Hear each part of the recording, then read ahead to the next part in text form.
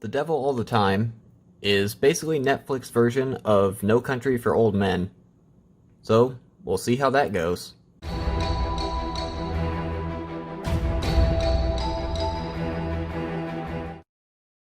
We open with the narrator talking about two towns no one's ever heard of. When the wrestlers are introduced, we see Willard's weird religious practices, and he thinks about his time of war and when he saw the most screwed up thing you could possibly see. No wonder this guy is screwed up in the head. So after Willard leaves Matchmaker's Diner, it's time for Netflix to get upset about people smoking. At least they didn't just give this an MA for that, like they do their other stuff.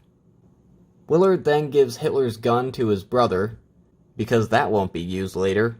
When Willard goes to church with his mom, she tries to hook him up with this lady, but instead, we get the weirdest church service ever. This guy starts talking about fear and stuff, but then he just pours a jar of spiders on his head. And Helen decides, hey, you know this preacher who just poured spiders on his head? He'll make a great husband. Gotta tell you, she has great decision-making skills. Next scene, Helen is leaving her baby with Willard's parents and drives off with her husband. Hang on, I thought this guy looked familiar. He's Dudley Dursley from Harry Potter. Anyway, but before we get to that, Willard beats the crap out of these guys for talking about his wife earlier. And then Charlotte gets cancer. So Willard goes crazy with the praying and sacrifices his son's dog, because that's what sane people do, but she dies anyway. So Willard decides the best option is to commit suicide. I'm sure his son will be fine. The prayer log, but it don't work too good. No kidding. So now back to Charlotte and Lloyd going for a walk. They go into the woods, and Lloyd stabs her in the neck with a screwdriver. So maybe marrying the guy who pours spiders on his face wasn't such a good idea. He then tries to bring her back to life. Who knows why that didn't work? Then he leaves his brother and goes hitchhiking and gets picked up by Sidney and the dad from Pet Sematary. Then Dudley gets shot for not wanting to make a porno, and we jump to 1965. And this is where it gets real. Oh look, it's Hitler's gun from earlier. And we're introduced to the preacher Preston Teagarden, who for about 5 seconds seems like a nice guy, but what a surprise, he's a gigantic jerk. He sure ain't the preacher I was hoping for. Oh look, more smoking. Then Arvin goes on a rampage and just beats up the guys who were bullying his sister earlier. Well damn, okay Batman. And it turns out, on top of being a jerk, Reverend Teagarden is a creep also, and tricks Lenore into having sex with him. And then she decides she's in love with him. What is with this family and creepy preachers? Hey, remember Carl and Cindy? It's been a while since we've seen them.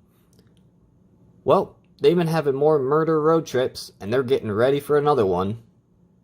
And it turns out that her brother is the sheriff, and that he's a corrupt cop. Is anyone in this movie not an asshole? So Lenore finds out that she's pregnant, and the a-hole preacher gaslights her into thinking it's not his, even though they've been having relations for 3 months now. Delusions! Blaspheming the Lord in your mind and in your heart. I think I'm starting to understand why Robert Pattinson didn't let anyone hear his accent until after they started filming. But he tells her to abort the baby, which, what kind of preacher tells someone to get an abortion? But she hangs herself instead. So then he just moves on to another girl. And when Arvin confronts him about it, it turns out she's underage. What is with Netflix and this underage crap recently? But anyway, Arvin shoots him, and hey look, it's that gun again. Told you it would be used later. And Lee goes to I think he's the mob boss, his house, shoots his bodyguard and him. Not sure why this scene is in the movie, but sure, let's go with it. So Arvin's truck died, and he goes hitchhiking, and guess who picks him up?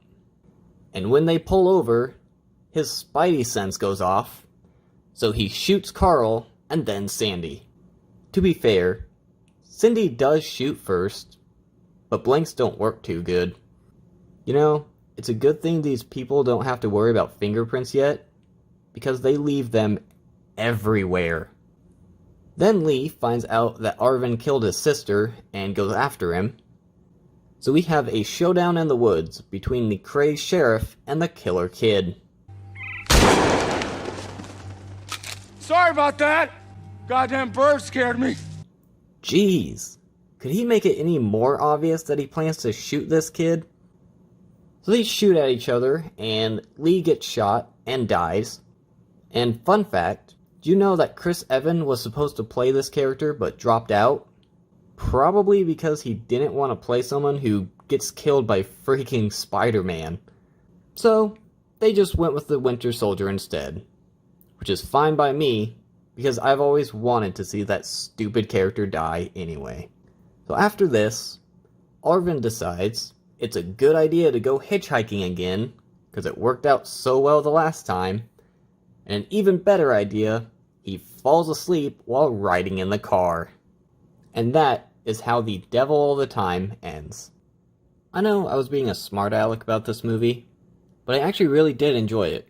It's one of the better Netflix movies, and I'd actually recommend watching it. Don't forget to do the YouTube stuff, and thanks for watching.